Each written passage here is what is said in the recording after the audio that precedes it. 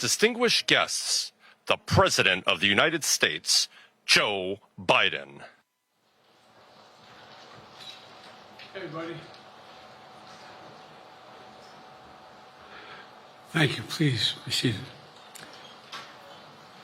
Well, good evening. We just concluded this year's NATO summit, and the consensus among the members was it was a great success. It was especially momentous because it represented the 75th year of the most important military defense alliance in the world's history of the world. We should never forget that NATO grew out of the wreckage of World War II, the most destructive war in history. The idea was to create an alliance of free and democratic nations that would commit themselves to a compact of collective defense. Standing together, they knew we'd all be safer.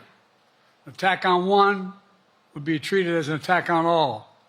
And it's worked because a would-be aggressor knows if they attack one of us, they'll be attacked by all of us. Sending that message is the best way to deter aggression and prevent wars in the first place. For those who thought NATO's time had passed, they got a rude awakening when Putin invaded Ukraine. Some of the oldest fears in Europe roared back to life because once again, a murderous madman was on the march.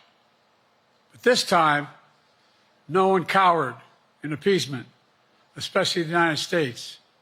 We collected intelligence that Russia was planning to invade Ukraine months before the invasion. I directed the intelligence community to be a significant amount of intelligence be declassified so I could start building an international coalition to oppose the invasion. Then in February, some of you remember, I warned the world that the invasion was imminent.